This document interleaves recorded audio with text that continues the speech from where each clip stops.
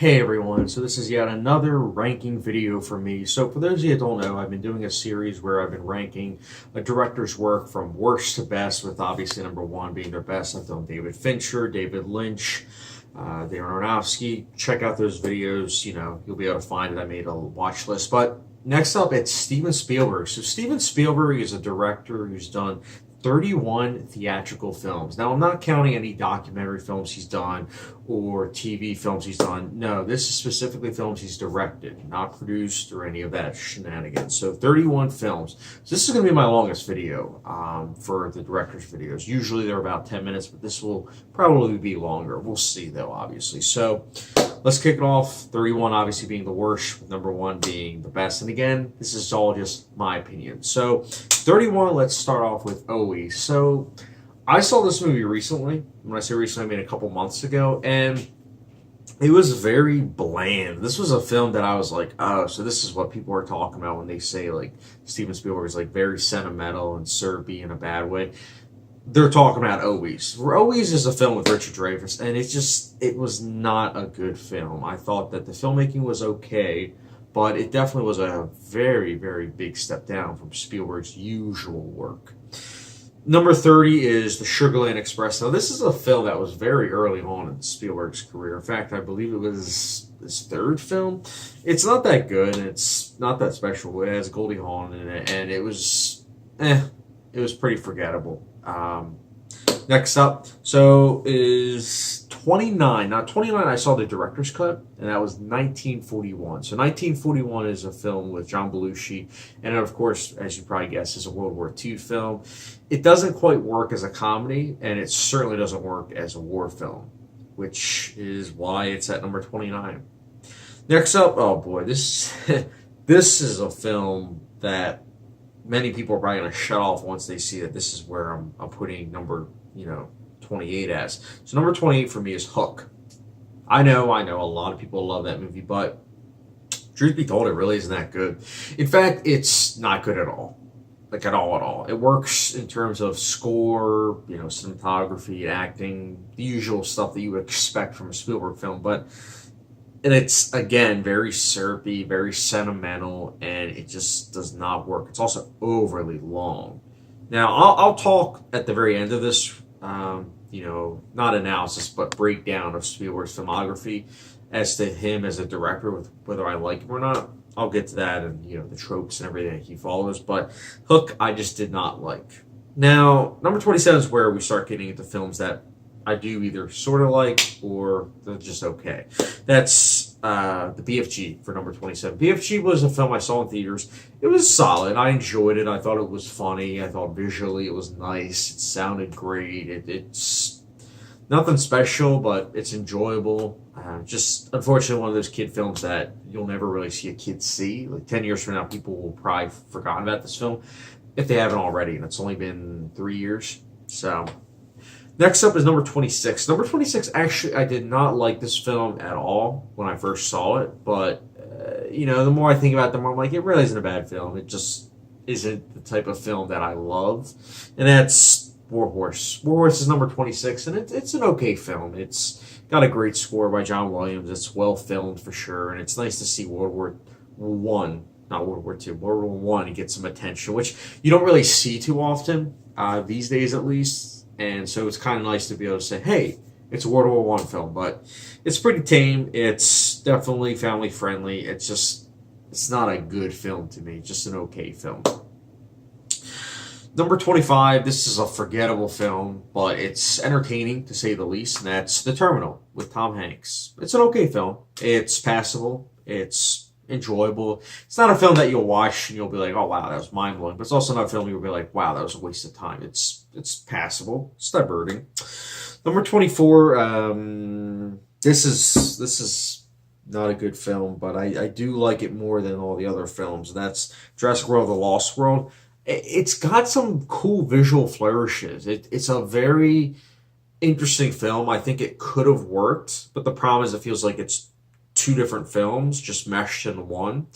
And at the same time, I'm ranking this higher because it's not as bad as it could have been. If you saw the second Jurassic World: Fallen Kingdom, that's what this version was, except much, much worse. So that's why I'm going to say I'm going to give Lost World some props, because it could have been much worse, but it was still just okay.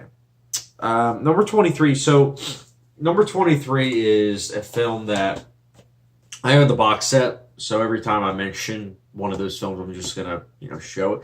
So fourth Indiana Jones and the Kingdom of the Crystal Skull. So I haven't seen this movie in a while, actually 4 or 5 years. So I enjoyed it, when I saw it all those years ago.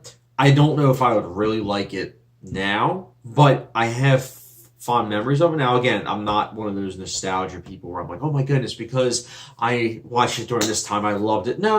I can see Kingdom of Crystal Skull having its flaws. I really can. But it's also a diverting film. Like, I enjoyed it for what it was whilst I was watching it. Will I rewatch it? Yes, because I still need to finish watching this series, because I've seen 1 and 2 upon rewatch, and I want to watch 3rd and 4th. So, next up, number 22. This was Best Picture nominee for 2017, The Post. Good film. I think it worked. It's not a perfect film by any means, but Tom Hanks, Meryl Streep do a great job. It's also nice to see Michael Stuhlbarg and a slew of other actors do a great job of, obviously acting, and it's got that typical good John Williams score. It looks great, and it's thematically important, and it's cool to see the juxtaposition between the 70s and the current day turmoil. It worked. I liked it. Number 21 is a film that, again, with this list, you got to keep in mind all 31 of these films I've seen at some point in my life, and during this part of my life for number 21, I enjoyed it, but the more I think about it, the more I'm like, wow, it was really influenced by 2001: A Space Odyssey and Blade Runner. And that's Artificial Intelligence. It's a solid film. I think it works to a point. I think it's overlong, which you've kind of noticed is like a reoccurring theme of Spielberg. But it's overlong a bit, and the third act, I don't quite know if it works. I like how it's a homage to 2001: A Space Odyssey, but at the same time, it doesn't fully work. It doesn't gel well, but it's still an entertaining film that I personally enjoyed. It could have been better, but, what film can, right? Number 20 is Indiana Jones and the Temple of Doom. So this film, when it came out, it was very controversial because it actually started the PG-13 rating, my mistake.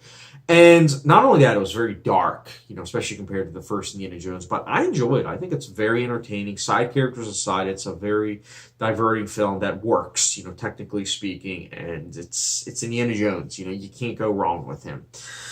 Next up, number 19, actually his most recent film, Ready Player One. I quite enjoyed this film. I know some people that really don't like it. It's that whole post-hype, effect. And for me personally, it still is enjoyable. I know some people that didn't like it because, again, of the post-hype, but I liked it. I think it was very enjoyable watching in theaters. I saw it twice, actually, in theaters.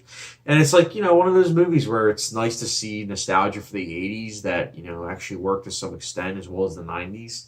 I enjoyed it. I would definitely recommend it. Number 18, this is a film that I liked. I haven't seen it in a couple years, actually a bit more, but I really liked it. That's The Adventures of Tintin. This is a film that easily could have gotten a sequel. Unfortunately, it didn't because of Peter Jackson doing the Hobbit films, because he's the one that I'm pretty sure, if I'm not mistaken, produced Adventures of Tintin. But Adventures of Tintin works on its own. It's like a tamer version of Indiana Jones, but the difference is it was obviously, based on books, and there was a show too. So Adventures of Tintin, it works as a kid's film, but it also works for adults because it's not only nostalgia for adults with, the TV show and the books, but it's also very entertaining. And that's the thing with Spielberg's films. They are oftentimes very enthralling and entertaining. Number 17. So, ending aside, I dig this film. And I've only seen it on DVD when I was younger, and I am looking forward to watching some Blu-ray. In fact, one of my best friends owns this on Blu-ray, so I'll probably be asking him to, let me borrow it because I do want to watch it again. And that's War of the Worlds. Again, like I was saying, the ending did not work, but visually speaking, sound design-wise, my goodness, and acting-wise, it's a really good film. It works well as a science fiction film, and it's kind of scary. It honestly is. I mean, at least from what I remember being terrified by some of the scenes, and it's definitely a hard PG-13. And it's like, give a film props for being ballsy with doing that. Next up, this is the movie that put Christian Bale on the map. Number 16. That's Empire of the Sun. This is a good film. It's long, but it's good. Like, it's 2.5 hours of good filmmaking.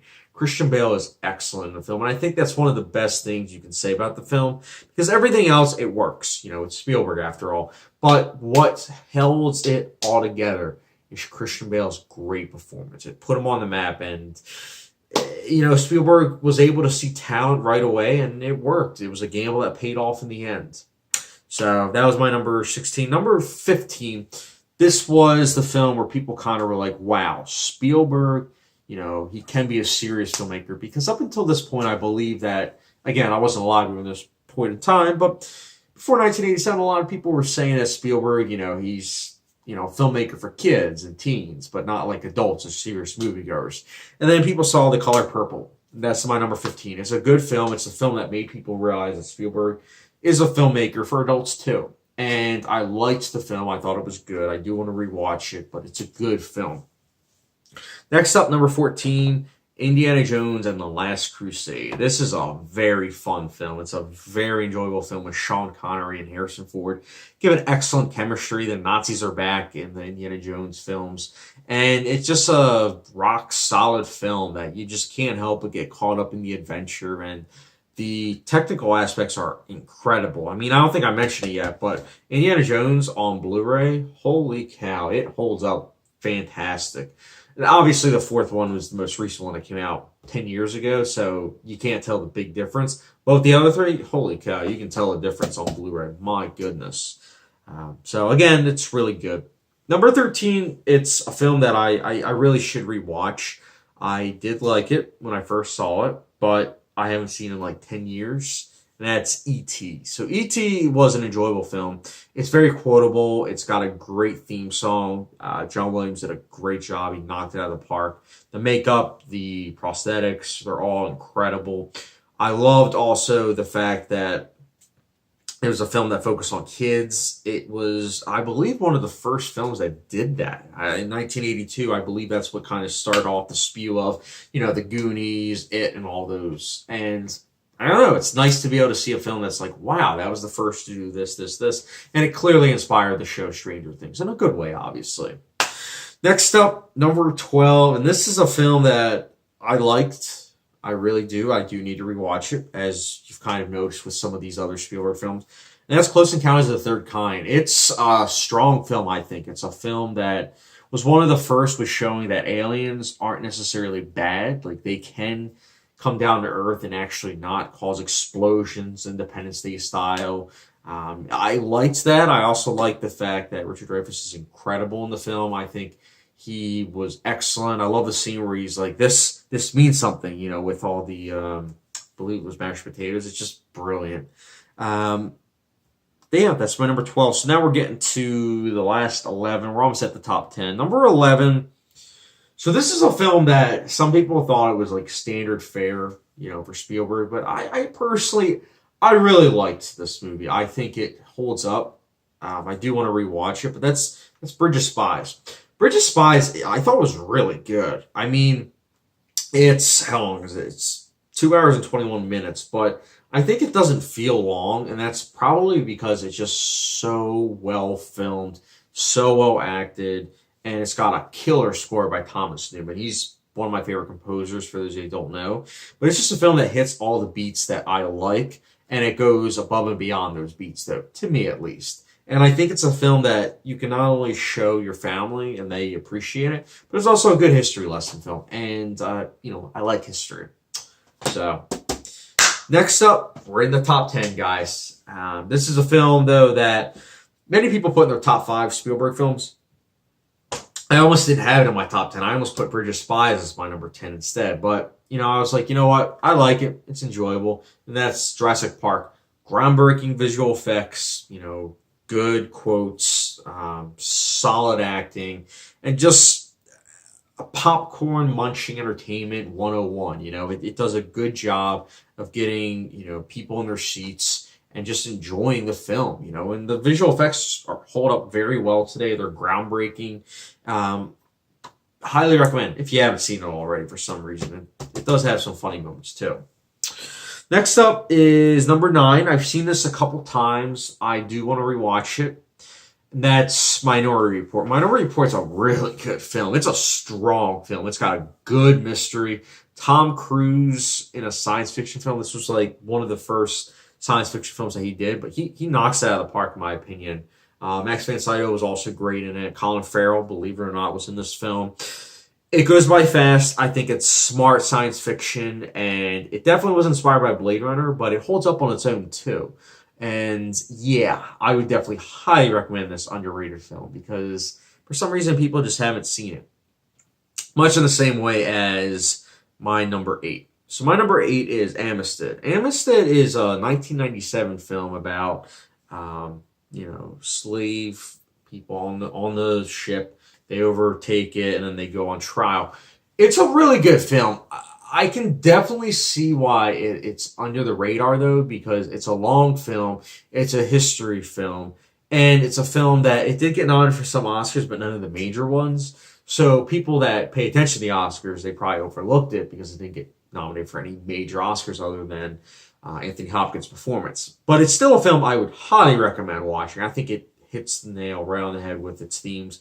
Again, another one of those films I do want to rewatch because it has been 10 years, but it affected me. I remember most of it, and it's a film that really did affect me in the way I was thinking about films from an early age. So that's why it's all here. Number 7, this is a very clever film. It's one of those films that when people talk about biopics, how, they're cliche and everything, this is one of those films where you can, bring it up and say, no, it's not. See, this movie. Number 7 is Catch Me If You Can. Catch Me If You Can is a great film. Leonardo DiCaprio and Tom Hanks are perfect in the film. It's got a typical great score from John Williams. Spielberg directs the heck out of this film. It's just an overall witty film that you will enjoy watching. It's got many twists and turns. Highly recommend it. Highly recommend it. Next up, number 6. This is another one of those films that people are probably, either shut off the review if they haven't already, or they will, because this is a film that oftentimes is number 1 or 2 for people. But look, I might get in a little rant for this, but so number 6 is Saving Private Ryan. I think this has one of the best opening scenes. The first 25 minutes are fantastic. Absolutely fantastic. The rest of the movie, the first 25 minutes, they show the perspective of war, just how it's terrible. It's very, very bad. But the rest of the movie feels like it's Call of Duty almost, where it's almost like, wow, yeah, these soldiers are winning. They're killing all these people and they're surviving, and that's good. It just doesn't feel as realistic as the first 25 minutes. And I'm not saying this is a bad film. Obviously, I own it on Blu-ray, so it has to be really good. I think it's a great looking film. I think it's very well acted. I think the score is fantastic. The production values are incredible. The editing, the sound design, it's just all incredible. But I do think that this isn't the best war film ever. For me personally, I think that it definitely is a little bit too sentimental. Like Spielberg definitely does dive a little bit too into that. But it's still a really good film. I personally would give it a 4.5 out of 5, but still a really good film. I'm not one of those people that think it should have won Best Picture. I'm fine with Shakespeare in Love or give it to Thin Red Line, my actual favorite war film. But I know controversial pick, but that's my number 6. Number 5 is a war film I actually liked better, and that was Munich. Munich is a suspense thriller like no other you will ever see. It's almost 3 hours long, but it's gripping, it's intense. It's the original Argo. It's the film that you watch Munich and then you watch Argo and you're like, wow, Argo doesn't hold a candle to Munich. Munich doesn't even really feel like a Spielberg film because it doesn't really fall into any sentimental trappings or tropes that he oftentimes falls into. And that's why it's so exciting to watch it, because if you showed someone Munich and you said it was a Steven Spielberg film afterwards, they probably wouldn't believe you, or they would be shocked because it just doesn't feel like a film of his. Yes, I know I don't own a copy just yet. Trust me, I'm planning to soon. It's one of those Blu-rays that's oftentimes very expensive, so I just haven't shelled out the money because I'm a cheapskate. But number 4, so this will be the last time I'll be showing it, but number 4 is Raiders of the Lost Ark. What else can be said about that movie that hasn't already been said? It's a great film. It's the number 1 pulp film, I would say. It's a film that you can just watch anytime, and it's popcorn munching 101, but it works so well, and it's a brilliant film. It works so well as an action adventure film. It's like the very definition of said genre. Yeah, that's really all I'm going to say about it. Just to wrap things up, number 3 is Jaws. One of those films, it took me a couple times to fully appreciate it, but I do really like Jaws, obviously. Again, one of those films of Spielberg's that doesn't fall into his sentimental trappings. And believe it or not, it's a film that came out before The Color Purple, which is why I'm surprised people were like, making fun of him or, calling him out on his sentimental tropes, because Jaws really isn't that sentimental. In fact, it's very, very serious, and it doesn't fall into that at all, in my opinion. But got nominated for Best Picture, and I believe it was 75. So it's just kind of crazy that this film, people we're saying that about Spielberg, but nonetheless, I still love this film. I think it's really good.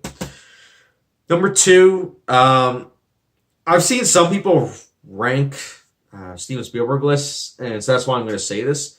I know this is one of those films that a lot of people put, a lot lower. But for me personally, holy cow, this is a brilliant piece of filmmaking. This is incredible. One of my favorite films of the 2010s, so far at least. That's Lincoln. Holy cow. Some of the best acting I've seen personally. Top-notch production values. Very little sentimental values. It's long, but it's very interesting. The courtroom drama is very interesting. I liked how it shows the politics during this time period and the juxtaposition between the two parties. I think it's a film that, if you watch, you will be surprised probably with how often it's managed to entertain and also not fall into, what's the term, poetic justice. I mean, yeah, that's the word I believe it is. Because it actually doesn't take that a lot. It's a very historical accurate film for the most part. I'd say like 95% of it. So Lincoln, I love, plus Daniel Day-Lewis. My number 1, if you haven't guessed it already, I will say that it is a lot of people's number 1 films, and that's okay because it's personally my number 1 as well. It's Schindler's List. Schindler's List is what won him Best Picture, and rightfully so. It's a fantastic film. It is long, but it never is dull. It's very serious. It hits all its themes really well. It's the very definition of Holocaust film that needs to be seen by all, obviously at an appropriate age. But this is a film that you show in history classes, much in the same way as Lincoln and Munich, in my opinion. But they're films that are so important. But Schindler's List, in my opinion, is Spielberg's most important film and is most quintessential because this and Lincoln, in my opinion, as well as Jaws and Munich, they don't feel like Spielberg films. They don't have all those tropes of his, which I'll get into in a second. But Spielberg's number 1 film for me is Schindler's List. So Spielberg, I've said a lot of the same things with a lot of these films with, how I feel about them. And it's one of those things, Spielberg, I respect a lot. I think he's one of the best filmmakers working today. He's still working today. He's like 75. That's impressive. But here's the thing. His films do oftentimes fall into syrupy or sentimental trappings. But some of his other films, they manage to not fall into those trappings fully, and that's why they still work to some degree. He also has incredible camera work, incredible sound design, incredible acting. He knows how to put a cast together, and it's just great filmmaking overall in his films. Even his okay films, they still manage to be well filmed. And that's admirable because he's a director that when you look back at, he has so many classics that people adore. And I love it because he's a filmmaker that he wants to entertain people, but at the same time, he can throw one film out that's entertaining and then another film that's super serious and will make you cry or think. He did that with Schindler's List and Jurassic Park came out the same year, and he also did it with Minority Report and Catch Me If You Can coming out the same year. He does that a lot, and I appreciate it because it just goes to show how versatile he can be. He loves being in all these different genres, which I also respect, and he's just a very dedicated filmmaker, and I love that.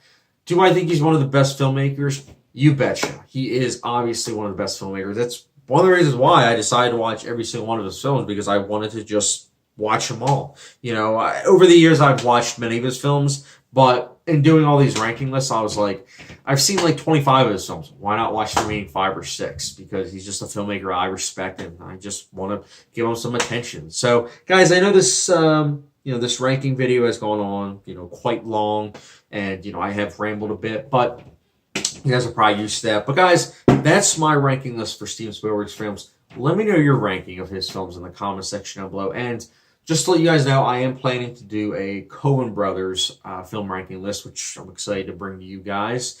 I am also going to be trying to do Terrence Malick, who's a very artistic filmmaker. I'm also planning to do Paul Thomas Anderson, so stay tuned for all those, ranking list, guys. And again, thank you very much for watching. Don't forget the subscription, notification bell, and I'll catch you guys later.